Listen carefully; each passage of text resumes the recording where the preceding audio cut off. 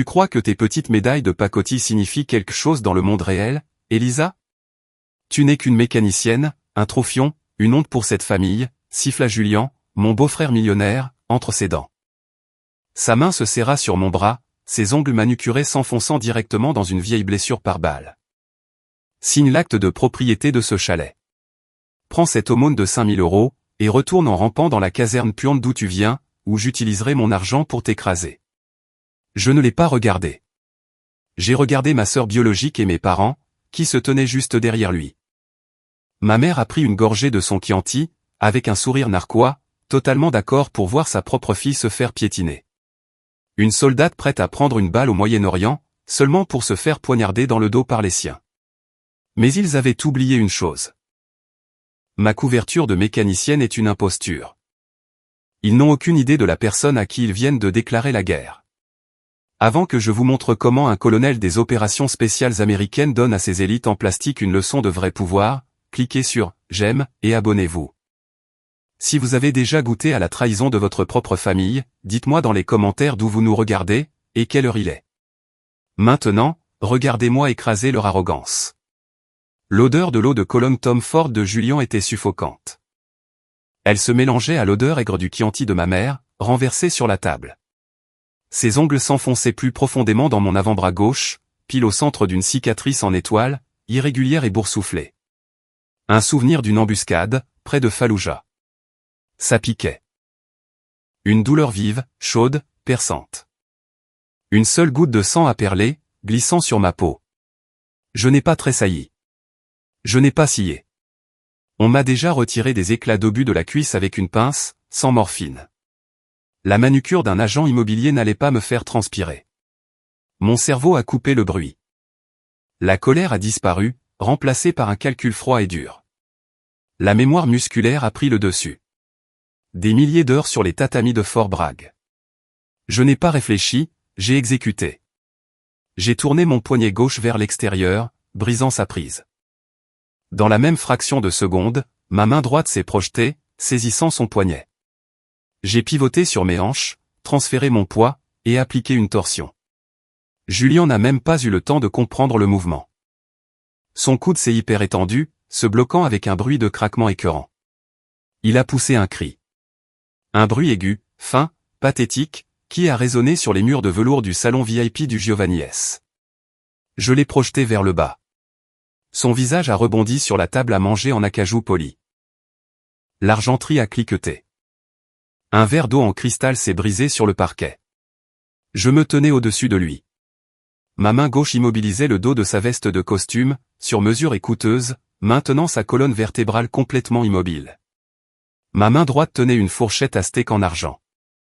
Les 4 dents acérées reposaient à exactement 2 cm de sa veine jugulaire, qui palpitait. Je pouvais sentir sa respiration se bloquer, le martèlement erratique et terrifié d'un homme qui réalise soudain, que son argent ne peut pas le sortir d'une menace physique. Létalité contrôlée. Un simple mouvement de mon poignet, et sa gorge était ouverte. Je n'ai pas bougé. Julien, a hurlé Chloé. Ma sœur s'est jetée en avant depuis sa banquette en cuir, ses lourdes boucles d'oreilles en diamant se balançant sauvagement. Elle planait au-dessus de son mari, ses mains s'agitant, complètement inutiles. Elle avait peur de le toucher, peur de s'approcher trop près de moi. J'ai gardé les yeux rivés sur le cou en sueur de Julien, mais ma vision périphérique a balayé la pièce. J'ai regardé mes parents, ceux qui m'ont donné la vie. Ils ne se sont pas précipités pour voir si mon bras saignait. Ils n'ont pas demandé si Julien m'avait blessé. Ils se sont reculés contre le mur du fond. Le visage de mon père était cendré, ses mains enfoncées profondément dans ses poches. Ma mère était pire. Elle me regardait avec un dégoût pur, sans phare. Sa lèvre supérieure s'est retroussée. C'était exactement le même regard qu'on lancerait à un chien errant enragé, qui venait de traîner une carcasse en décomposition, sur votre tapis blanc immaculé. Espèce d'animal, a sifflé ma mère. Sa voix était basse, tremblante de venin. Elle a levé un doigt tremblant, pointant vers les portes en verre dépoli. Sors de ma vue. Pas un mot sur l'agression. Pas un mot sur le vol de mes terres. Juste un rejet absolu. Le sang ne signifiait rien dans cette pièce. Seule la valeur nette comptait. Je n'ai pas crié. Je n'ai pas exigé d'excuses. J'ai relâché la pression sur le bras de Julien. Il a reculé en rampant comme un crabe, renversant sa lourde chaise de salle à manger. Il a heurté le sol, haletant, serrant son coude contre sa poitrine. Son visage était pâle et luisant de sueur paniquée. Je me suis redressé, j'ai ajusté le col de ma veste de surplus, vert olive et délavé. Je les ai regardés tous les 4 une dernière fois. Je les ai mentalement supprimés de la colonne « Famille ». Ils ont été catalogués dans une nouvelle grille « Non combattant, environnement hostile ». J'ai tourné les talons, et je suis sorti. Les lourdes semelles caoutchoutées de mes bottes tactiques ont frappé le sol en marbre italien. Bruit sourd, bruit sourd, bruit sourd. Un rythme mécanique et régulier. J'ai traversé la salle à manger principale. Elle était bondée de l'élite de Seattle, des génies de la tech en costumes ajustés, des épouses dégoulinant de perles et de botox. Ils ont arrêté de manger leur bar à 40 €. Ils ont dévisagé. Je n'ai pas baissé les yeux. J'ai gardé les épaules droites, la colonne vertébrale rigide, les yeux balayant les sorties, évaluant la disposition des lieux. La posture d'un prédateur alpha, marchant dans un enclos de moutons engraissés. J'ai laissé les lourdes portes en verre se refermer derrière moi, coupant le son des sanglots théâtraux et faux de Chloé. L'air nocturne de Seattle m'a frappé comme un chiffon glacé et humide. Ça sentait la pluie, l'eau salée et les gaz d'échappement. Je me suis dirigé vers le coin arrière du parking du voiturier. Mon Ford F-150 de 1998 était garé sous un lampadaire jaune vacillant. Une bête laide, tachetée de rouille, entourée de Tesla lisses et de Porsche importés. J'ai tiré sur la lourde poignée en acier. La charnière rouillée de la porte a crié. J'ai glissé sur le siège conducteur en vinyle craquelé. La cabine sentait le vieux café, la poussière et l'huile de moteur. Ça sentait la réalité. Dans le porte-gobelet, mon vieux téléphone prépayé a vibré. Le modeste écran LCD a illuminé la cabine sombre d'une lumière bleue crue. Un texto de Julien. Tu t'es attaqué au mauvais gars. Je vais prendre ce terrain et te jeter à la rue. J'ai fixé les lettres lumineuses. Il pensait vraiment avoir le dessus. Il pensait que ses avocats et ses comptes en banque étaient les armes ultimes. C'était un tyran d'entreprise, qui n'avait jamais eu quelqu'un pour riposter. Je n'ai pas répondu. J'ai jeté le téléphone sur le siège passager. J'ai attrapé la clé de contact. Le métal était glacial contre mes doigts calleux. Je l'ai enfoncé dans la colonne de direction, et j'ai tourné. Le vieux moteur V8 a rugi. Un grondement profond et guttural, qui a vibré à travers le plancher, chassant le froid de mes os. Les phares ont percé la pluie brumeuse. J'ai passé la vitesse, et j'ai écrasé la pédale d'accélérateur. Les lourds pneus ont craché du gravier humide sur l'asphalte immaculé du parking du voiturier. J'ai pointé le capot vers l'est, vers les Rocheuses, vers le Colorado, là où les routes pavées s'arrêtent, et où mon territoire commence. 18 heures. C'est le temps que j'ai passé, les mains agrippées au volant glacial. Seattle s'est estompé dans le rétroviseur, remplacé par les étendues enneigées et déchiquetées de l'Idaho, et la glace noire du Wyoming. Je n'ai pas allumé la radio. J'ai laissé le sifflement aigu et constant des lourds pneus tout-terrain, broyant la neige tassée, remplir la cabine. Cette friction mécanique était ma thérapie. Elle a broyé les restes d'adrénaline qui piquaient dans mon sang. Elle a noyé le souvenir du rictus de ma mère. Au moment où j'ai franchi la frontière du Colorado, le blizzard était aveuglant. Les Rocheuses se moquaient bien du portefeuille immobilier de Julien. Ici, la nature avalait l'arrogance tout entière. Le chalet en rondin de ma grand-mère se trouvait au bout d'un long chemin de terre, non déneigé. Pour Julien, c'était un actif de tableur, un terrain de choix à raser, pour le remplacer par un chalet de ski vitré, pour des cadres de la tech. Pour moi, c'était une chambre de décompression. 4 murs de bois, où personne ne demandait mon score de crédit, ni ne jugeait la saleté sous mes ongles. J'ai coupé le moteur. Le silence de la montagne m'a frappé, comme un poids physique. À l'intérieur, l'air était glacial. J'ai allumé le poêle à bois, j'ai enlevé mes bottes, et je me suis effondré sur le vieux matelas à ressort. J'étais physiquement épuisé, fonctionnant à vide et au café froid. Mais l'épuisement est un piège pour un soldat. C'est là que la garde baisse. C'est là que les fantômes s'infiltrent. Le froid a fait sortir le TSPT des recoins sombres de mon cerveau. Le rêve commençait toujours de la même manière. Chaleur, poussière, l'odeur suffocante de caoutchouc brûlé et d'eaux usées, dans une ruelle défoncée d'Alep. Mon fusil était levé, mon cœur martelant contre ma cage thoracique. J'ai défoncé une porte en bois éclatée, balayant la pièce avec le canon de mon M4, m'attendant à trouver des insurgés dans l'ombre. Au lieu de ça, j'ai trouvé une salle à manger. La table VIP du Giovanni S, installée là, au milieu d'une zone de guerre syrienne. Mon père, ma mère, Chloé et Julien. Ils mangeaient de la côte de bœuf. Ils m'ont regardé. J'ai baissé les yeux sur mes mains. Elles étaient trempées de sang, sombres et épais. Ils s'accumulaient sur le sol, tachant mes bottes de combat. Ma famille m'a pointé du doigt. Ils ont rejeté la tête en arrière, et ont ri. Un son moqueur et creux, qui a résonné plus fort que des coups de feu. Julien a levé son verre de vin, pointant les trous de balles dans mon gilet tactique. Puis, le sifflement assourdissant d'une roquette RPG entrante. Boum. Je me suis redressé d'un coup, mes poumons griffant l'air. J'ai donné un coup de poing aveugle dans l'obscurité vide, mes jointures frôlant le bois brut de la tête de lit. Je suis resté assise là, dans le noir glacial, le torse soulevé. La lourde couverture de laine était trempée de sueur froide. Mes mains tremblaient. J'ai pressé mes paumes fort contre mes yeux, jusqu'à voir des étoiles, forçant la ruelle syrienne à se dissoudre, pour redevenir le chalet du Colorado. Le jour s'est levé à travers les fenêtres givrées, gris et impitoyable. Je me tenais au comptoir, versant une tasse de café noir et amer, quand le téléphone prépayé a hurlé. La sonnerie électronique stridente a traversé le chalet silencieux, comme une scie à os. Identification de l'appelant, maman. J'ai fixé l'écran lumineux. Pendant une fraction de seconde, l'enfant blessé en moi a espéré qu'elle appelait pour prendre de mes nouvelles.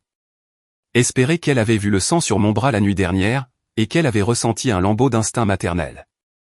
J'ai fait glisser le bouton vert, et j'ai porté le téléphone à mon oreille. Je n'ai pas dit bonjour. Tu as embarrassé cette famille. Sa voix est sortie du petit haut-parleur, sèche et froide comme une lame de rasoir. Pas de salutation, pas d'hésitation. Chloé et Julien sont des piliers de cette communauté, a-t-elle claqué.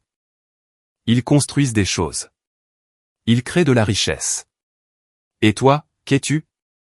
Une égoïste, une ratée misérable. Tu te caches dans cette cabane pathétique, parce que tu ne peux pas supporter le monde réel. Ton père et moi n'avons jamais touché un seul centime de toi. J'ai pris une lente gorgée du café brûlant. J'ai laissé ça me brûler la gorge. Signe le terrain à Julien, aujourd'hui, a-t-elle exigé, sa voix montant jusqu'à un ton hystérique. Cesse d'être un fardeau pour nous. Signe juste ce maudit papier, et disparaît.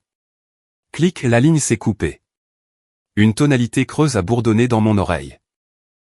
Elle n'a pas demandé si mon bras était infecté. Elle n'a pas demandé si j'avais conduit prudemment à travers le blizzard. Elle n'a pas demandé si j'avais dormi. Elle ne se souciait que de la signature sur un morceau de papier, qui rendrait son gendre préféré un peu plus riche. J'ai baissé le téléphone. Je ne l'ai pas jeté contre le mur. Je n'ai pas crié. La douleur dans ma poitrine, le mal persistant d'une fille désirant l'amour de sa mère, s'est finalement consumé, ne laissant que des cendres blanches. Je me suis approché de mon sac de sport tactique, jeté par terre. J'ai dézippé la lourde toile, et j'ai fouillé au-delà de mes chargeurs de rechange et de mon équipement pourtant froid. Mes doigts ont effleuré une petite boîte en plastique dur. Je l'ai sortie, et j'ai ouvert le loquet. La bronze star reposait sur le velours noir. La lourde étoile de métal, le ruban rouge et bleu. Je l'ai fixé. J'ai pensé aux 3 hommes que j'ai sortis d'un 1V en feu, pour mériter ce morceau de métal. J'ai pensé à leur sang, s'imbibant dans mon uniforme. Le président des États-Unis a épinglé ça sur ma poitrine, me qualifiant de héros américain. Ma mère m'a traité de déchet. Si vous savez ce que ça fait de donner votre sang, votre loyauté, et votre âme pour des gens qui ne se soucient que de votre compte en banque, cliquez sur « J'aime » et abonnez-vous, tout de suite. Laissez un commentaire ci-dessous, et dites-moi quelle est la chose la plus blessante qu'un membre de votre famille vous ait jamais dite, à propos de l'argent. Écrivez-le simplement. Faites-moi savoir que je ne suis pas la seule à être dans le froid. J'ai refermé la boîte en plastique d'un coup sec. Le clac aigu a résonné dans la pièce vide. J'ai regardé mon reflet dans la vitre sombre. L'épuisement avait disparu. La blessure avait disparu. mes yeux ont changé, se durcissant pour prendre la couleur plate et morte du métal d'une arme. L'armure du silence était enfin forgée. Je n'avais plus de famille. J'avais un désavantage tactique, qu'il fallait neutraliser. J'ai posé ma tasse de café. Je suis allé dans le coin, j'ai ramassé ma lourde hache à fendre, et j'ai déverrouillé la porte d'entrée. La tempête d'hiver attendait dehors. Il était temps de se mettre au travail. Le vent des Rocheuses ne hurlait pas, il criait. J'ai poussé la lourde porte en bois et je suis sorti du porche arrière. La température oscillait autour de -23°C. Le vent me cinglait les joues, comme du verre brisé. Je n'avais pas de thermostat intelligent à régler. Je n'avais pas de chauffage central. J'avais une corde de chêne gelée, et une hache à fendre de 75 cm. J'ai saisi le manche épais de la hache. Le bois rugueux mordait dans mes paumes nues. J'ai posé une lourde bûche de chêne sur le billot. J'ai pris ma position. J'ai levé la tête de hache en acier, et je l'ai abattue. La lourde lame en acier s'est enfoncée dans le bois gelé. La bûche s'est fendue nettement en deux, heurtant la neige avec un bruit sourd et lourd. J'en ai installé une autre, j'ai abattu la hache à nouveau. Chaque coup avait un but. Chaque coup était une rupture. Ma sœur, choisissant un agent immobilier millionnaire, plutôt que son propre sang. Crac. Mon père, debout dans le coin de ce restaurant, le regard fixé au sol, trop faible pour me défendre. Crac. Ma mère, pointant la porte du doigt et me traitant d'animal enragé. Crac. J'ai balancé la hache jusqu'à ce que mes épaules brûlent, et que mon souffle s'échappe en panache de fumée blanche et épaisse, dans l'air glacial. J'ai coupé assez de bois pour une semaine entière. J'ai transporté les lourdes bûches à l'intérieur, les jetant sur le plancher, à côté du poêle en fonte. Je suis retourné dans le blizzard.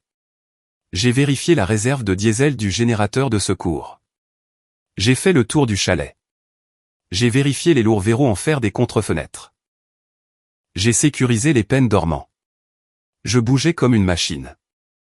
L'émotion était inutile ici. La discipline était la survie. Je suis retourné dans la cuisine et j'ai versé une tasse de café noir. Il était sur le poêle depuis 2 heures. Il était épais, amer, et avait le goût de la terre brûlée. Je l'ai bu d'un trait. Je me suis tenu au centre de la petite pièce, sentant la chaleur sèche irradier lentement du poêle en fer noir. Je me suis souvenu des murs en terre d'une salle de briefing, à Ramadi. Un commandant des Navy SEALS, trapu, se tenait à l'avant de la pièce, près du tableau. Il avait une règle simple et brutale, pour survivre à une catastrophe, la mission a été annulée? Bien. On se concentre sur l'entraînement. Les provisions ne sont pas arrivées? Bien. On apprend à se battre avec moins. J'ai regardé autour du chalet vide et venteux. Ma famille m'a trahi pour une transaction immobilière.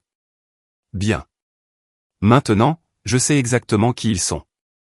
Julien pense qu'il peut utiliser son compte en banque pour m'affamer, au cœur de l'hiver. Bien. Je fonctionne mieux dans le froid.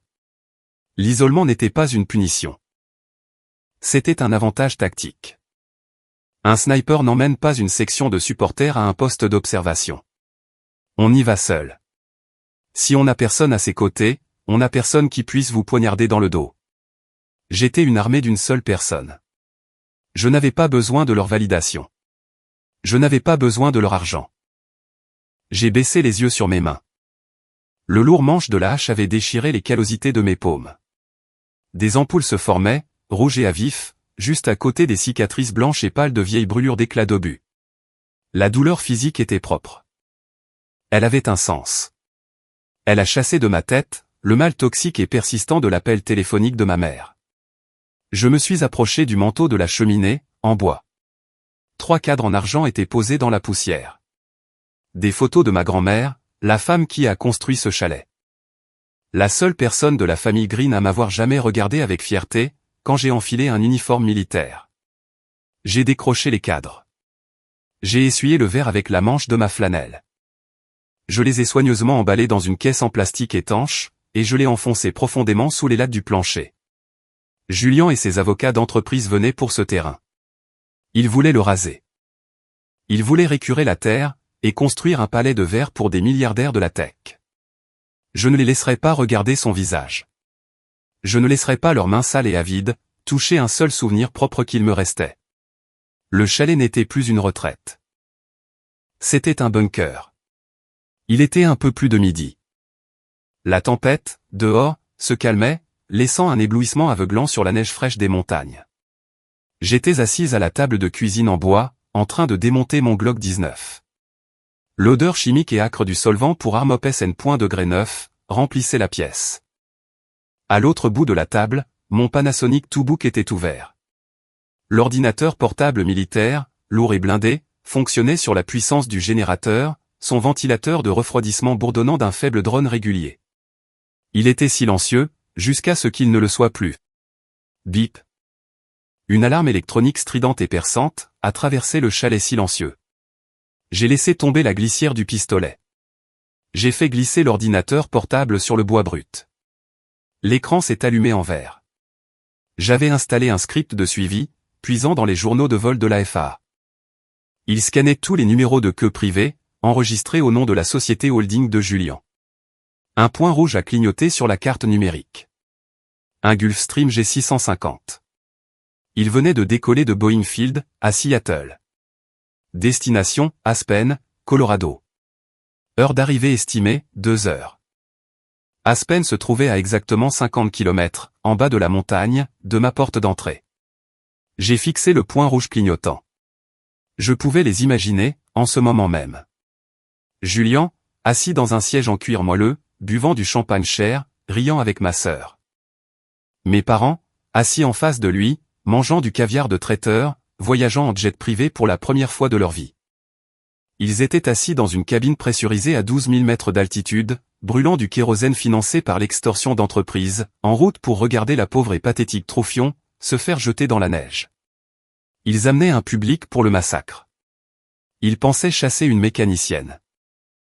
J'ai pris la tasse de café noir. J'ai pris une dernière gorgée lente. Le goût amer a recouvert ma langue. Julian n'a pas lâché. Il voulait pousser ça jusqu'au bout. Bien. J'ai fermé l'ordinateur portable. L'écran est devenu noir. J'ai repoussé la chaise. Le pied en bois a raclé bruyamment le plancher. Je suis passé devant la cuisine, devant la chambre. Je me suis arrêté à la lourde porte en acier, au fond du couloir. La serrure à combinaison était glaciale sous mes doigts. Il était temps d'ouvrir le véritable arsenal. La lourde porte en acier du coffre-fort s'ouvrit en pivotant. Pas un grincement, les charnières étaient parfaitement huilées. À l'intérieur, l'air sentait le solvant pour Armop S, la mousse moulée et le métal froid. Pas les outils d'une mécanicienne. Les outils d'une opératrice de premier ordre. J'ai contourné les fusils et j'ai attrapé la mallette Pélican noire, sur l'étagère du haut. J'ai ouvert les lourds loquets en plastique. À l'intérieur, il y avait un téléphone satellite Iridium 9555. Épais, laid, conçu pour survivre à une explosion. Je suis retourné dans le salon, debout près du poêle en fonte. La chaleur irradiait contre mon jean épais, réchauffant mes jambes gelées. J'ai relevé l'épaisse antenne en plastique. J'ai composé une séquence alphanumérique de 16 chiffres.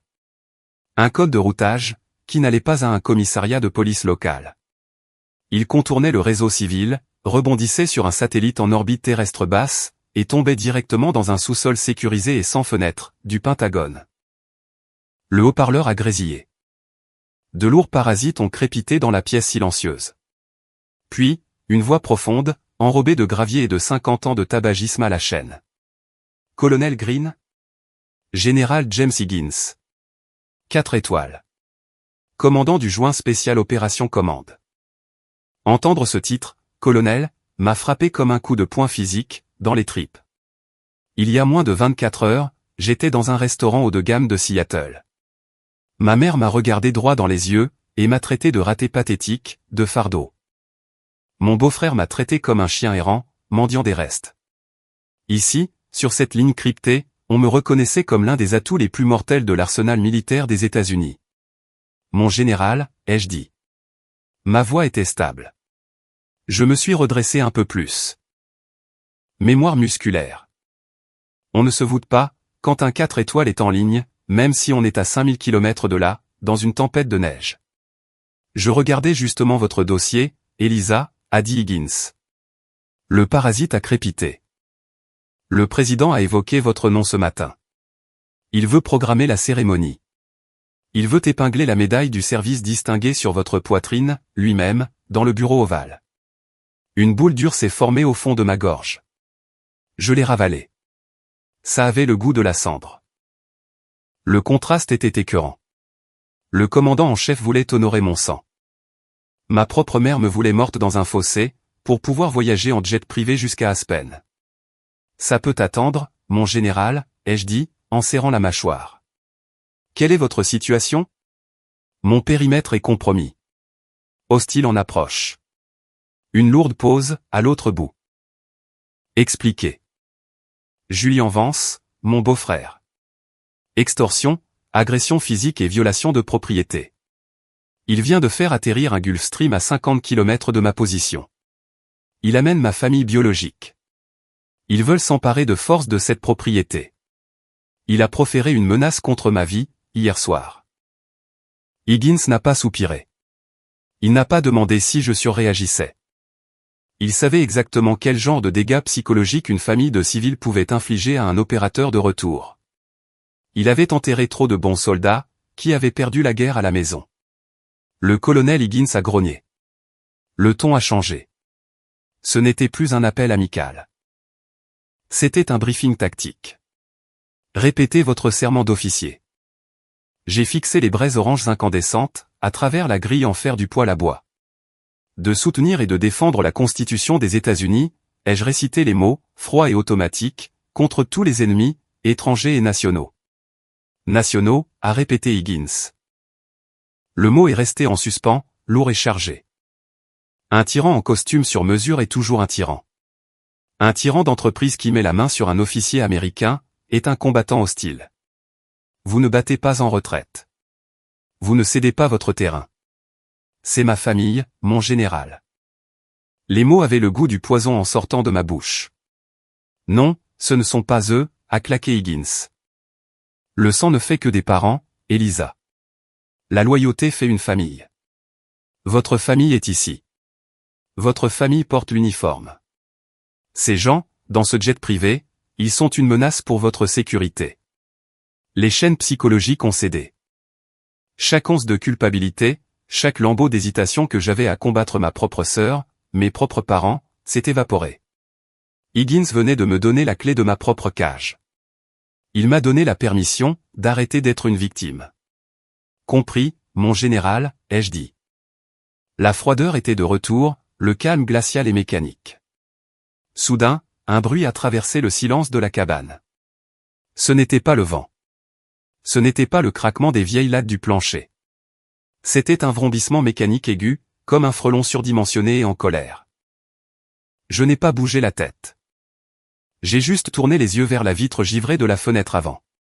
Flottant à exactement 1,20 m du porche, parfaitement au niveau de la vitre, se trouvait un drone quadricoptère commercial.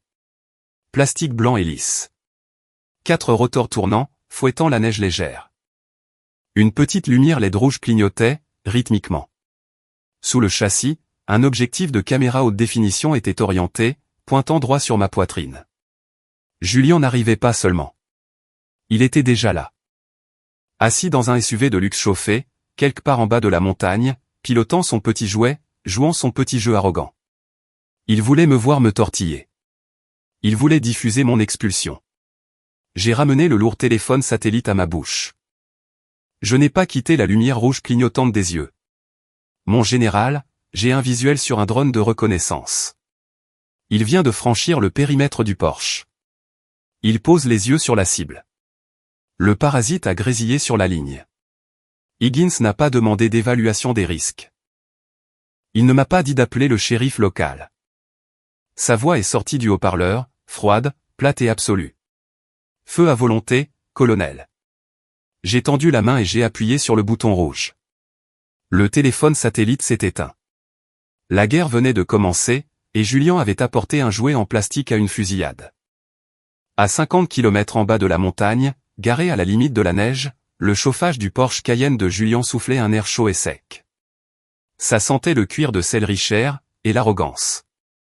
Il était avachi sur le siège du conducteur, se frottant le coude enflé. Il équilibrait un iPad sur le volant. L'écran affichait un flux net, en haute définition, du drone commercial qui planait devant la fenêtre de mon chalet. Julien a sorti son iPhone de sa bonne main. Il a appuyé sur l'icône FaceTime.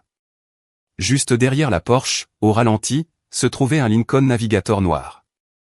À l'intérieur, étaient assis ma mère, mon père, et Chloé. L'appel FaceTime s'est connecté. Julien a serré les dents, montrant ses dents blanches dans la pénombre de l'habitacle. Il a relié le flux de la caméra du drone directement à la conversation de groupe. « Bon, c'est l'heure du spectacle », a dit Julien, sa voix mielleuse d'anticipation. « Je vous avais dit qu'on n'aurait même pas besoin des avocats. Regardez-la craquer. » À travers le haut-parleur du téléphone, ma mère a laissé échapper un rire sec et aigu. C'était le même rire qu'elle utilisait lors des déjeuners au country club, quand quelqu'un renversait du vin sur une robe bon marché. Assure-toi d'avoir une bonne prise de vue de son visage, quand elle réalisera qu'elle se fait jeter dans la neige, a dit ma mère.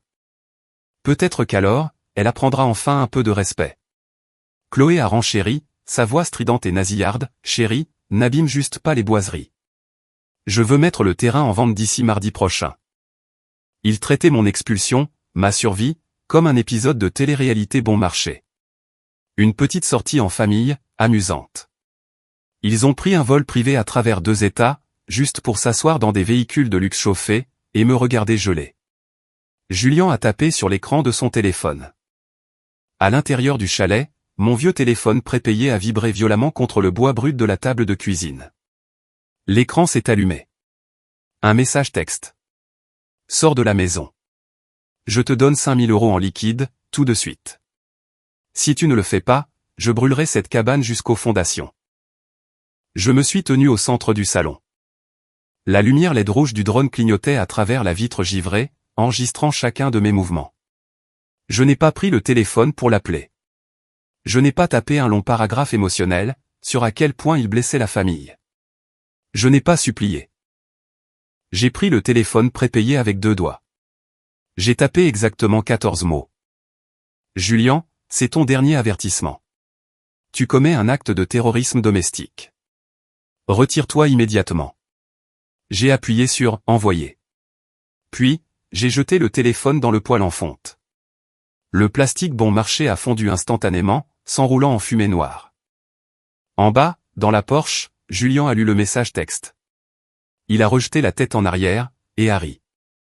Un son fort et braillard, qui a rebondi sur l'intérieur en cuir.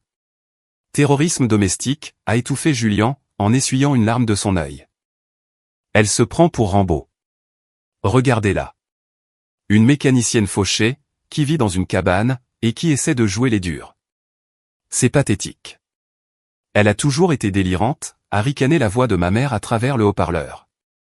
Fais-la sortir, Julien. On a une réservation chez Matsuisa, à 20h. Je n'ai pas entendu leur conversation, mais je connaissais la chanson. Je savais exactement comment les hommes lâches comme Julien opèrent, quand ils pensent détenir toutes les cartes. Ils confondent la patience avec la faiblesse. J'ai tourné le dos à la fenêtre. Je suis retourné vers le coffre-fort en acier, ouvert. J'ai contourné le fusil de sniper Macmillan TAC 50.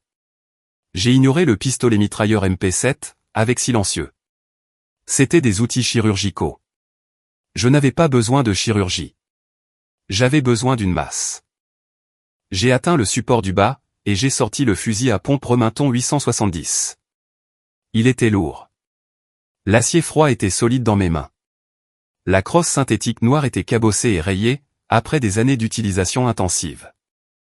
J'ai enfoncé une épaisse cartouche rouge, à double chevrotine, dans le port de chargement. Mon pouce a frappé le déverrouillage de la glissière. Clic-clac. Le rechargement mécanique du fusil à pompe fut le son le plus fort dans la cabane. Ce n'était pas juste un bruit. C'était un langage universel. Ça signifiait que les discussions étaient terminées. Je me suis retourné. Je n'ai pas couru à la fenêtre. J'ai marché d'un pas lent, mesuré, lourd, talon-pointe. Je me suis arrêté à exactement 1 mètre de la vitre. J'ai levé le Remington. J'ai calé la lourde crosse fermement, contre le creux de mon épaule. J'ai aligné le viseur avant. À travers l'écran de l'iPad, en bas dans la Porsche, Julien a cessé de rire. Le flux haute définition s'est soudainement rempli de l'image d'une femme, qui ne ressemblait pas à une mécanicienne brisée. Sa posture était parfaitement centrée. Ses yeux étaient complètement plats. Et, occupant le milieu du cadre, il y avait le trou sombre et creux, d'1 pouce de diamètre, d'un canon de fusil à pompe, pointé droit sur l'objectif de la caméra. « Attends » a marmonné Julien, se redressant. « Qu'est-ce qu'elle fout ?»« C'est une arme » a hurlé Chloé depuis le navigateur. J'ai pressé la détente. Boum. La détonation a fait trembler la poussière des chevrons de la cabane. La lourde charge de chevrotine en plomb a brisé la vitre, en 1 million de morceaux scintillants. Elle a touché le drone en plastique, en plein centre. Le quadricoptère ne s'est pas seulement cassé, il s'est désintégré. Plastique blanc, batterie au lithium et pièces de caméra coûteuses ont explosé en un nuage d'éclats et de fumée noire, pleuvant sur la neige immaculée du Colorado. L'odeur âcre de soufre de la poudre brûlée a envahi la cabane. En bas, à la limite de la neige, l'iPad de Julien est devenu complètement noir. Une petite roue tournante est apparue au centre de l'écran sombre, cherchant un signal qui était déjà dispersé sur 50 mètres de terre de montagne. Le silence est devenu lourd à l'intérieur de la Porsche. 3 secondes ont passé. Julien fixait l'écran noir. Sa bouche était ouverte. La prise de conscience l'a frappé comme une brique. Elle n'a pas tressailli. Elle n'a pas pleuré. Elle a pulvérisé son équipement de surveillance coûteux, sans ciller. Julien a frappé du poing le volant en cuir. Il a laissé échapper un cri, qui n'avait rien à voir avec la douleur, et tout à voir avec une humiliation pure et débridée. L'écho du coup de fusil s'est estompé, avalé par le vent de la montagne. Le plastique fracassé du drone de Julien brûlait dans la neige. Un minuscule feu orange, dans la nuit noire. Je me suis reculé de la fenêtre brisée. Le froid s'est engouffré, me mordant le cou. Je ne l'ai pas barricadé. J'avais besoin de la ligne de mire. J'ai fouillé dans mon gilet de combat, et j'ai sorti un monoculaire thermique Flar BH. J'ai pressé le yeton en caoutchouc contre mon œil droit. L'écran numérique s'est allumé. La montagne était morte et froide, peinte de gris foncé et de noir.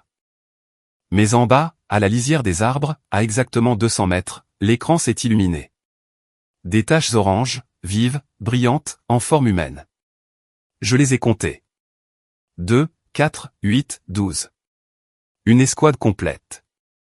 Ils se déplaçaient en formation zigzag, bondissant d'arbre en arbre. Espacement professionnel, balayage de canons couvrant leur secteur. Ce n'étaient pas des flics locaux, venus signifier un avis d'expulsion. C'étaient des hommes de main d'entreprise. Des entrepreneurs militaires privés. Black Tusk, très probablement, à en juger par les gilets pare-balles lourds, et les casques à coupe haute. Julien a largement ouvert son chéquier. Il ne voulait plus seulement que je quitte la cabane. Il voulait que je sois enterré en dessous. J'ai baissé le thermique. 12 entrepreneurs lourdement armés, contre une femme. Dans le monde civil, ce sont des chances terribles. On appelle le 911. On se cache. On prie. Mais je connaissais la réalité. Julien s'était déjà vanté du shérif du comté. Les flics n'allaient pas venir. Si je composais le 911, l'opérateur raccrocherait. J'étais complètement, totalement isolé. Pour une personne normale, c'est une condamnation à mort. Pour une opératrice de premier ordre, c'est une toile vierge. Ça signifie que je n'ai pas à me soucier des dommages collatéraux. Je suis allé au placard à balai. J'ai fait basculer le lourd loquet en métal, et j'ai attrapé le disjoncteur principal. Je l'ai arraché. Clac. Le faible bourdonnement du réfrigérateur s'est tu. La lumière du poêle a disparu. La cabane entière a plongé dans une obscurité suffocante, noire comme de l'encre. Je les ai privés de leur environnement. Ils entraient dans une structure qu'ils ne connaissaient pas, à l'aveugle. Je me suis déplacé dans le noir, de mémoire. J'ai traîné un lourd sac de farine à pâtisserie du garde-manger. Je l'ai vidé sur le sol de l'entrée, juste à l'intérieur de la porte d'entrée. La farine est hautement combustible, lorsqu'elle est en suspension dans l'air. J'ai attrapé un rouleau de fil de pêche, de 25 kg de résistance. J'ai attaché une extrémité à la lourde charnière en fer de la porte, je l'ai tendue fermement à travers le seuil, à hauteur de cheville, et j'ai bouclé l'autre extrémité à la goupille d'une fusée marine, attachée avec des serre-câbles à un lourd pied de table. Une grenade assourdissante, artisanale. Primitive, efficace. Je suis retourné au centre du salon. Mes bottes ne faisaient aucun bruit sur le plancher. J'ai rouvert la mallette pélican noire. La mousse moulée contenait mes vrais yeux. Un ensemble de lunettes de vision nocturne panoramique au sol, des GPNVG 18S.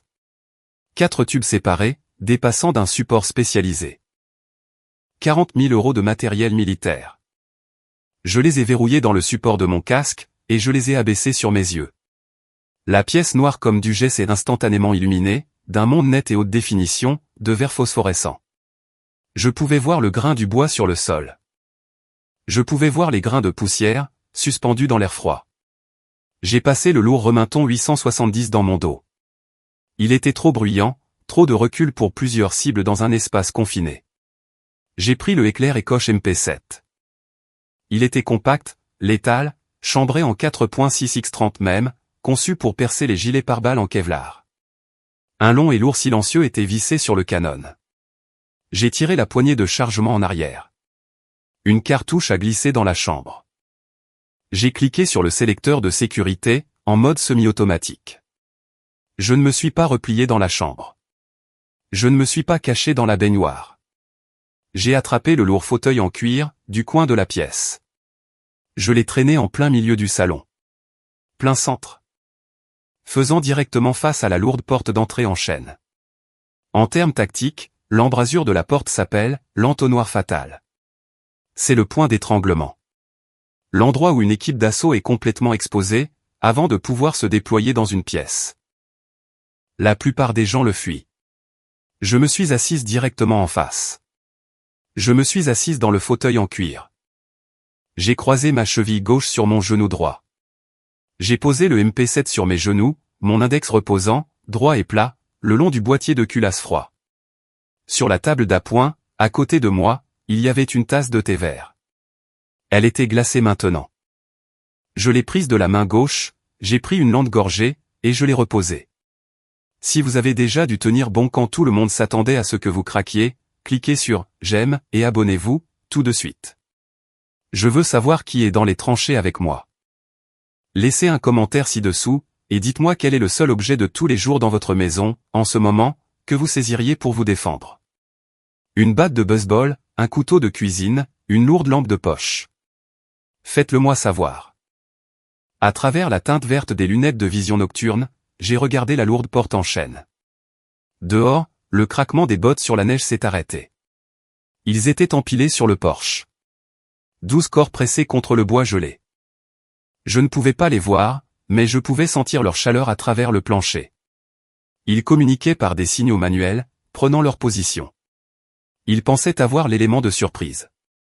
Ils pensaient qu'ils allaient faire une descente chez une femme terrifiée, en pleurs. Puis, je l'ai entendu. C'était doux, à peine audible par-dessus le hurlement du vent dehors, mais pour une oreille entraînée, c'était sans équivoque. RIP. Le son synthétique et sec, d'un ruban adhésif lourd, qu'on décolle d'un rouleau. Quelqu'un était en train de presser un bloc d'explosifs C4, directement contre le bois, juste au-dessus du pêne dormant. Mon cœur n'a pas accéléré. Il a ralenti, battant un tambour régulier et rythmé, à l'intérieur de ma poitrine. J'ai resserré ma prise sur le MP7. D'une seconde à l'autre. Boum. Le bloc de C4 a explosé. L'onde de choc m'a frappé en plein dans la poitrine. La lourde porte d'entrée en chêne a volé vers l'intérieur, se brisant en poignards de bois déchiquetés, qui ont plu sur le sol recouvert de farine. L'odeur d'explosifs puissants et de bois calciné a instantanément étouffé l'oxygène de la pièce. Je n'ai pas tressailli. À travers la lueur verte de ma vision nocturne, ils se sont engouffrés par la porte. 3 hommes, en formation serrée. Une percée professionnelle. L'homme de pointe, nom de code VIP, a balayé son fusil à gauche, puis à droite. Un faisceau blanc aveuglant de sa lampe d'armes sur Fire a tranché la cabane noire comme du jet. Il se déplaçait vite, l'adrénaline pompant. Il s'attendait à trouver une mécanicienne hystérique, blottie sous un lit, ou hurlant dans un coin. Il s'attendait à un chèque facile, d'un idiot riche. Le faisceau blanc a balayé le centre de la pièce, et s'est arrêté net. Le faisceau a touché ma poitrine. Je suis resté parfaitement immobile, dans le fauteuil en cuir. Je n'ai pas levé le MP7. Je l'ai gardé posé à plat, sur mes cuisses. J'ai regardé droit dans le canon de son fusil M4. Vipé s'est figé. Ses lourdes bottes de combat se sont plantées dans le plancher. Les deux hommes derrière lui ont percuté son dos, provoquant un empilement maladroit et amateur, dans l'entonnoir fatal. Ils ont vu les 4 tubes séparés de la plateforme de vision nocturne GPNVG E18S, qui couvrait mon visage. Ce matériel, à lui seul, coûtait plus que leur contrat entier pour la nuit. Ils ont vu le lourd pistolet mitrailleur, avec silencieux. Mais ce n'est pas ça qui les a brisés. La lumière blanche et aveuglante de la lampe de poche de Vipé a frappé la poche de poitrine gauche de ma veste vert olive. La lumière a rebondi sur un petit objet métallique, épinglé juste au-dessus de mon cœur. L'insigne du joint spécial Opération Commande. Tier 1. Vipé a baissé son canon de fusil, d'1 pouce. Sa respiration s'est bloquée. Je pouvais voir la seconde exacte, où son cerveau a traité le morceau de métal brillant. Il était un mercenaire, un tueur à gages. Il connaissait la différence entre secouer un civil et pointer une arme chargée sur un officier fédéral, en service actif. L'un vous vaut une tape sur les doigts, et un joli chèque. L'autre vous vaut un aller simple pour un site noir, pour terrorisme domestique et trahison. Vous avez oublié de frapper, ai-je dit. Ma voix était plate, froide. Pas de cris, pas de bravade. Juste la certitude absolue d'un prédateur, regardant un morceau de viande très stupide. La peur a frappé Vipé, comme un coup physique. Sa voix s'est brisée, aiguë et paniquée, déchiquetant son personnage de mercenaire dur à cuire. Code rouge, a hurlé Vipé. Il a reculé en rampant, ses bottes glissant sur la farine qui recouvrait le sol. Code rouge, repli. C'est une tier 1, commandant. Repli, tout de suite. La discipline tactique a disparu. L'équipe d'assaut s'est dissoute en une foule chaotique et terrifiée. Les hommes derrière lui n'ont pas posé de questions. Ils ont entendu la panique dans sa voix, et se sont engouffrés de nouveau par la porte éclatée, se poussant les uns les autres pour sortir. Ils ne voulaient rien avoir à faire avec ça. J'ai attendu que le dernier homme tourne le dos. Puis, j'ai levé la main gauche, et j'ai donné une forte et sèche secousse, au lourd fil de pêche. La fusée marine a éclaté. La chaleur brûlante et intense a enflammé le nuage de farine, en suspension dans l'entrée. Une énorme boule de feu, aveuglante, a explosé dans l'espace confiné. Ce n'était pas une explosion mortelle, mais c'était un éclair de chaos, blanc, aveuglant et assourdissant. Les mercenaires ont hurlé, protégeant leurs yeux, tombant du porche gelé et roulant dans les congères, pour éteindre le tissu roussi de leur équipement tactique. Ils se sont relevés en titubant, complètement désorganisés, et ont couru à toute vitesse, en bas de l'allée, vers la lisière des arbres. En bas de la montagne, le blizzard soufflait fort. Julien se tenait à l'extérieur de sa Porsche chauffée. La neige épaisse recouvrait son couteau par-dessus en laine. Il a vu l'éclair de l'explosion, à travers les arbres. Il a souri. Il pensait que son argent venait de lui acheter un morceau de choix de l'immobilier du Colorado. Puis, il a entendu la respiration lourde et paniquée d'hommes, courant pour leur vie. Vipé et son escouade ont surgi de la lisière des arbres. Ils ne maintenaient pas la formation.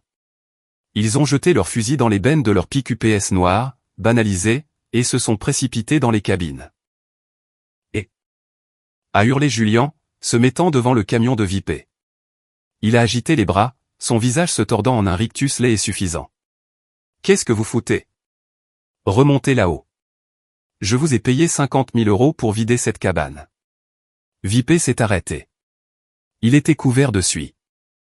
Son équipement tactique était roussi, ses yeux grands ouverts d'adrénaline et de pure terreur. Il a regardé le millionnaire, mou et arrogant, qui se tenait dans la neige. Julien s'est approché, pointant un doigt manucuré sur la poitrine du mercenaire. Tu travailles pour moi, espèce de déchet. Remonte sur cette colline et fais ton boulot, avant que je ne ruine ta pathétique petite entreprise. Vipé n'a pas discuté. Il n'a pas expliqué. Il a ramené son bras droit en arrière, et a lancé un énorme coup de poing fermé, directement au visage de Julien. Les lourdes articulations en fibre de carbone du gant tactique de Vipé ont heurté le nez de Julien. Un craquement écœurant a résonné dans l'air froid. Du sang a giclé sur la neige blanche immaculée. Julien s'est effondré contre le capot de la Porsche, hurlant, se tenant le visage brisé. Vipé a attrapé Julien par les revers de son manteau coûteux, et l'a claqué violemment contre le capot en métal froid. Espèce de stupide fils de pute, a craché Vipé, sa voix tremblante de rage. Tu ne nous as pas dit qu'elle était du JSOC. Tu as juste essayé de nous payer, pour assassiner un officier fédéral en service. C'est de la trahison. Tu es mort. Et si jamais tu nous recontactes, je te mettrai une balle dans la tête, moi-même. Vipé a poussé Julien du capot. Il a sauté sur le siège du conducteur de son camion, l'a mis en marche, et a mis les gaz. Les lourds pneus ont patiné, projetant une énorme gerbe de neige fondue et de boue, laissant le millionnaire gisant dans la poussière. Julien gisait dans la neige, haletant. Du sang coulait de son nez, imbibant le col de sa chemise sur mesure. Son équipe de mercenaires à 50 000 € était partie. Son drone était parti. Son levier était parti. Il s'est lentement relevé. Il a regardé ses mains, tremblantes et tachées de sang. Le droit dans son cerveau a cédé. Il n'était plus un homme d'affaires rationnel. Il était un animal acculé et humilié. Il a fouillé dans la poche intérieure de son manteau. Il a sorti un revolver .38 spécial, à canon court. Ses yeux se sont fixés sur la cabane sombre, en haut de la colline. Julien a pointé le .38 spécial sur la cabane. Ses mains tremblaient si fort que le court canon en acier cliquetait. Du sang coulait de son nez brisé, gelant sur son menton. Il était dépassé. C'était un homme qui négociait des OPA hostiles, dans des salles de conseil climatisées. Il achetait des politiciens avec des dons de campagne. Il ne savait pas se battre dans la boue. Il ne savait pas quoi faire quand quelqu'un ripostait. Alors, il a paniqué. Il a pressé la détente. Pop, pop. 2 faibles coups de feu ont claqué dans l'air glacial. Les balles sont parties à l'aveuglette. L'une s'est enfoncée dans un pin. L'autre a ébréché la terre gelée, à 15 mètres de mon Porsche. Sors de là, a hurlé Julien. Sa voix était stridente, craquant d'hystérie. Cette ville m'appartient. Je joue au golf avec le shérif du comté. Tu m'entends? Je paie son salaire. Mes impôts paient ton pathétique petit salaire militaire. Espèce de déchet fauché. Je suis resté dans le noir. J'ai retiré les lunettes de vision nocturne GPNVG et 18S de mon casque. J'ai posé le MP7 sur la table. Je n'ai pas mis de gilet en Kevlar. Je n'ai pas pris d'arme de secours. J'ai ouvert la porte d'entrée, et je suis sorti sur le porche. Le vent a déchiré ma veste.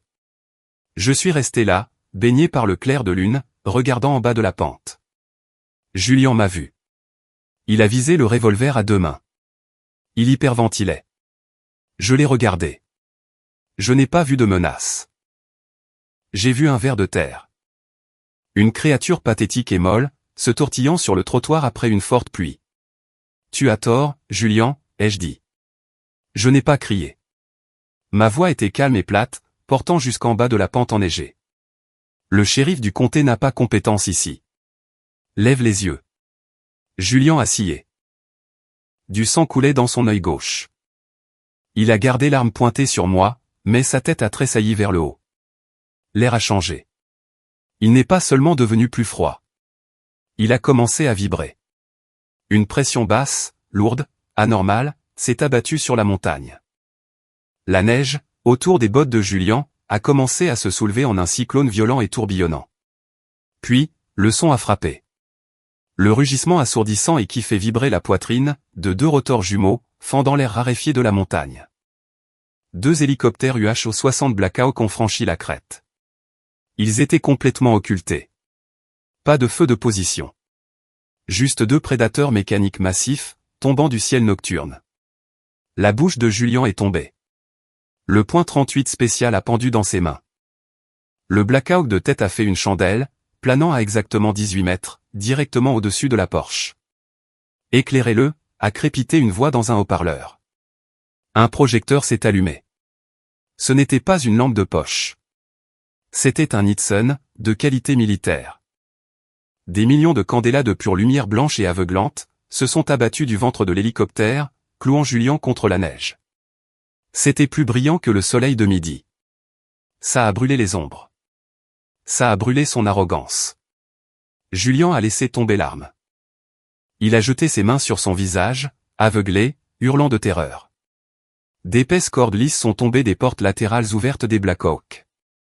Des silhouettes sombres ont glissé le long des cordes, heurtant la neige avec des bruits sourds et synchronisés. Elles se sont déployées instantanément. Équipement tactique noir, casque en Kevlar, fusil d'assaut pointé. Les lettres blanches, FBI, et MP, étaient pochoirées sur leurs gilets pare-balles. Lâchez l'arme. Mettez-vous à terre. Faites-le maintenant. L'ordre a déchiré le mégaphone, noyant le rugissement des rotors. Julien n'a pas bougé assez vite. Il était figé, aveuglé par la lumière, gémissant comme un chien battu. Un officier de la police militaire n'a pas attendu. Il s'est avancé, et a balayé sa lourde botte derrière les genoux de Julien. Julien s'est effondré. Avant même qu'il n'ait touché le sol, 2 agents du FBI étaient sur son dos. Un lourd genou s'est enfoncé juste entre ses omoplates, le clouant, le visage le premier, dans le mélange glacial de neige et de son propre sang. Il a couiné. « Attendez, arrêtez. J'ai de l'argent. Appelez mon avocat. » « Ferme ta gueule », a grogné un agent. Clic, clic. La morsure métallique et sèche des menottes en acier s'est resserrée autour des poignets mous de Julien. Ils ont tiré ses bras en arrière violemment, bloquant ses épaules dans une étreinte atroce. Des phares ont percé la tempête de neige, en bas de la colline. Le Lincoln Navigator noir a glissé jusqu'à un arrêt brutal, près de la lisière des arbres. Les portes arrière se sont envolées. Mon père, ma mère et Chloé en sont sortis en trombe. Ils étaient vêtus de manteaux d'hiver de marque, tenant des smartphones coûteux. Ils étaient venus assister au spectacle. Ils étaient venus enregistrer mon expulsion. Au lieu de cela, ils ont débarqué dans une zone de guerre. Chloé a laissé tomber son téléphone dans une congère. Elle a fixé le projecteur aveuglant. Elle a vu son mari millionnaire, cloué au capot de sa Porsche démolie, le visage enfoui dans la boue, complètement entouré d'agents fédéraux lourdement armés. Julien, a hurlé Chloé, en faisant un pas en avant. Un policier militaire a levé la main, pointant un canon de fusil directement sur sa poitrine. Restez en arrière. Périmètre fédéral. Mettez vos mains où je peux les voir. Mes parents se sont figés. Les sourires narquois et satisfaits, qu'ils affichaient lors de l'appel FaceTime, ont disparu. La mâchoire de ma mère est tombée.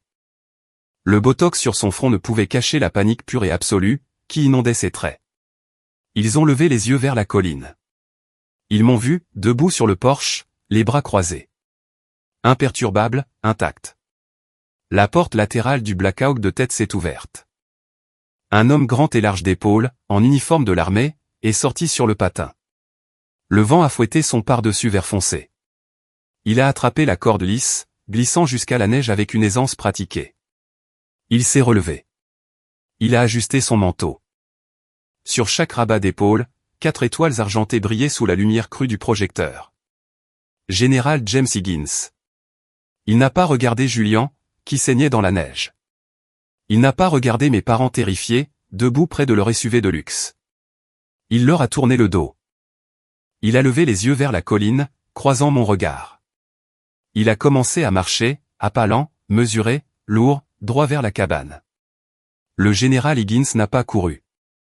Il a remonté l'allée enneigée, avec la démarche lourde et délibérée d'un homme habitué à donner des ordres qui déplacent des flottes à travers les océans.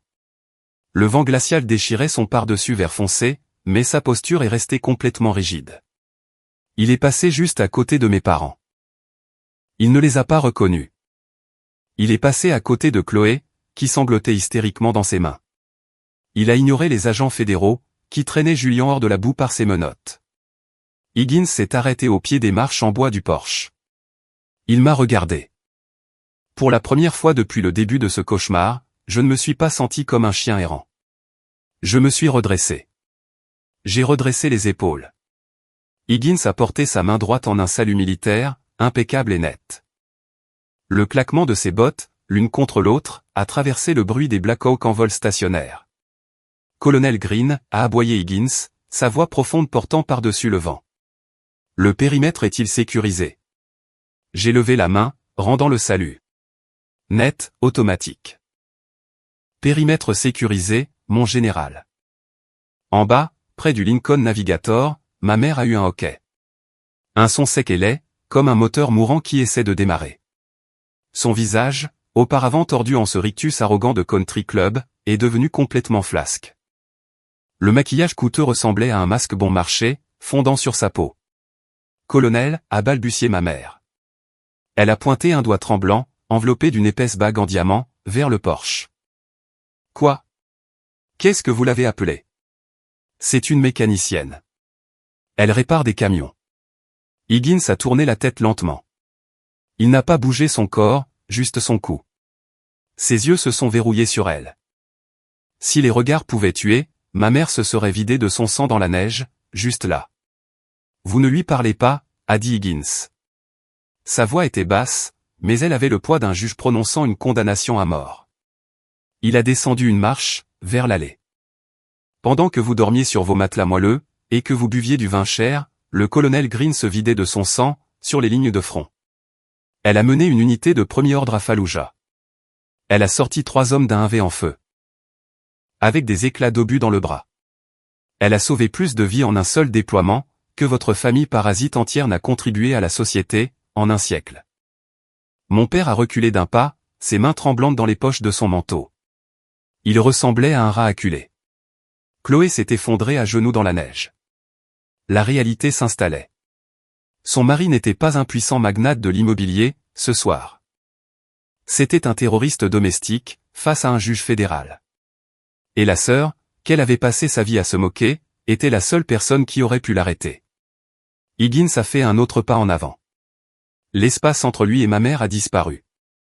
Vous l'avez traité de raté, a grogné Higgins. Vous êtes resté là, pendant que ce déchet de gendre que vous avez, engageait des mercenaires pour agresser un officier fédéral en service. Je ne savais pas, a étouffé ma mère.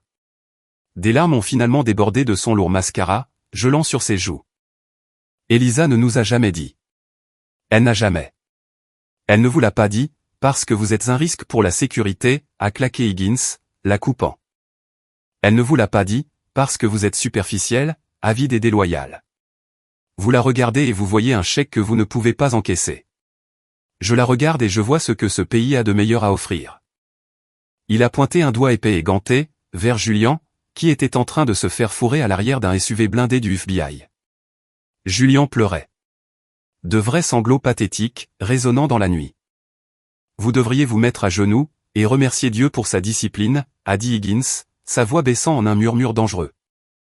Parce que si elle avait suivi les règles d'engagement standard pour une intrusion hostile, elle lui aurait légalement fait sauter la tête il y a 30 minutes. Et je l'aurais médaillé pour ça. Le silence qui a suivi, était plus lourd que le blizzard. L'illusion était morte. La façade du country club était complètement déchirée. Ils étaient exposés. Ils n'étaient que de petites personnes avides, qui avaient poussé le mauvais soldat trop loin. Ma mère a regardé au-delà du général. Elle a regardé vers le Porsche. Vers moi. Elle a tendu les mains. Les bagues en diamant ont capté la lueur crue du projecteur de l'hélicoptère. Elisa, a-t-elle sangloté.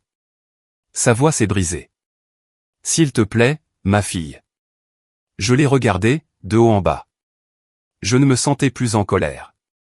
Je ne me sentais plus triste. J'ai regardé la femme qui m'a mise au monde, et je n'ai rien ressenti. Le néant absolu.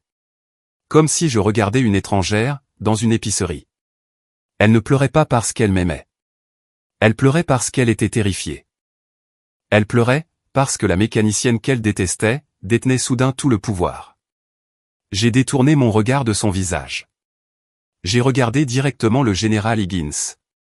Mon général, ai-je dit, ma voix complètement plate et indifférente. Mon thé a refroidi. Accepteriez-vous une tasse fraîche à l'intérieur? Higgins m'a regardé en retour, un léger sourire sinistre se dessinant au coin de sa bouche. J'apprécierais cela, colonel. J'ai tourné le dos à ma mère. Je n'ai pas regardé mon père. Je n'ai pas regardé Chloé, qui hurlait dans la neige. Je suis retourné dans la cabane. J'ai attrapé la lourde porte anti-tempête, en acier renforcé. Clang. Je l'ai refermée. Le lourd pêne dormant en métal s'est engagé, avec un grand bruit de ferraille glaciale. Je les ai enfermés dehors, dans le noir. 6 mois. C'est le temps qu'il a fallu pour que la glace se brise enfin. Le printemps a frappé les Rocheuses de plein fouet. Les lourdes congères de décembre se sont transformées en boue torrentielle, et en ruisseaux bruyants et glacial, coupant à travers les denses pins. Je me tenais dans la cuisine du chalet. Le poêle à bois brûlait doucement, projetant une douce chaleur orangée sur le plancher éraflé. L'air sentait le café fraîchement torréfié, et la terre humide. C'était une odeur propre, une odeur silencieuse. J'ai posé ma lourde tasse en céramique sur le comptoir. À côté, se trouvait une simple enveloppe blanche. L'adresse de l'expéditeur était une boîte postale, à Leavenworth, Kansas. Pénitencier des États-Unis. Julian a pris 15 ans. Fédéral. Pas de libération conditionnelle, pas de libération anticipée pour bonne conduite. Le département de la justice a déchiqueté son empire immobilier, comme une tronçonneuse. Fraude, extorsion, complot. Il s'avère que, lorsqu'on engage une société militaire privée pour tuer un officier fédéral en service actif, le gouvernement examine de très près vos déclarations de revenus d'entreprise. Mes parents ont fait faillite, en essayant de payer ses frais de justice. Chloé a dû emménager dans un appartement bon marché, de 2 chambres, au-dessus d'un centre commercial à Tacoma. Les adhésions au country club avaient disparu. La Porsche avait été saisie. L'illusion était complètement brisée. J'ai baissé les yeux sur l'enveloppe. Son écriture était tremblante, à peine lisible. À travers le papier fin et bon marché de la prison, je pouvais distinguer la première ligne, pressée à l'encre bleue, « Chère belle-sœur ». Il voulait une référence de moralité. Une lettre au juge fédéral, demandant la clémence pour un appel. Il voulait que la mécanicienne Fauché le sauve. Je ne l'ai pas ouverte. Je n'ai même pas ressenti une étincelle de colère. Juste une pitié profonde, silencieuse, creuse. J'ai pris l'enveloppe avec 2 doigts, je suis allé vers le poêle en fonte, et j'ai ouvert la lourde porte en fer, d'un coup de botte. J'ai jeté le papier directement sur les braises rouges. Le papier s'est enroulé, est devenu noir, et s'est enflammé avec un doux et rapide « whoosh ». Je l'ai regardé brûler, jusqu'à ce qu'il ne reste plus que des cendres grises. Le dernier fil qui me liait à ma lignée toxique, se transformant en carbone et flottant dans la cheminée. J'ai fermé la porte du poêle. Je suis allé à l'avant du chalet, et j'ai poussé la porte. La lumière du matin était aveuglante, se reflétant sur les dernières plaques de neige, sur les sommets. La porte en chêne éclaté avait disparu, remplacée par une lourde porte de sécurité, en acier renforcé. Je l'ai achetée à Denver, je l'ai transportée en haut de la montagne dans la benne de mon F-150, et j'ai soudé les lourdes charnières moi-même. Mais le jardin de devant était différent. Au bas de la longue allée de terre, plantée profondément dans la boue dégelée, se dressait un lourd panneau en bois. J'ai gravé les 3 mots dans le cèdre épais moi-même, le sanctuaire Green. Je n'ai pas signé l'acte de propriété à Julian. J'ai placé le terrain dans une fiducie aveugle. J'ai pris 20 ans de primes de risque des opérations spéciales, de primes de déploiement au combat, et de pensions gouvernementales. Et j'ai versé chaque centime dans cette montagne. Julian a utilisé sa richesse pour écraser les gens qui étaient plus petits que lui. J'ai utilisé la mienne pour construire un périmètre, pour les gens qui avaient besoin d'un endroit pour respirer. Une retraite pour vétérans, complètement hors réseau. Pas de médecin avec des porte-blocs, posant des questions cliniques stupides sur le TSPT. Pas de regards apitoyés de civils. Juste des bois silencieux, de l'air froid, un travail physique dur et du respect. Je suis sorti sur le porche. Mike était assis sur un banc en bois, au soleil. Ancien rangé de l'armée. Il avait une boîte d'huile pour armer un chiffon sale, essuyant méthodiquement les tiges en aluminium de ses béquilles d'avant-bras. Sa jambe gauche se terminait juste au-dessus du genou. Un engin explosif improvisé, près de Kandahar, a pris le reste. Il n'a pas levé les yeux quand la porte s'est ouverte, mais il a entendu mes bottes sur le bois. Sarah était appuyée contre la balustrade du porche. 3 missions, comme médecin de combat, dans la province de Helmand.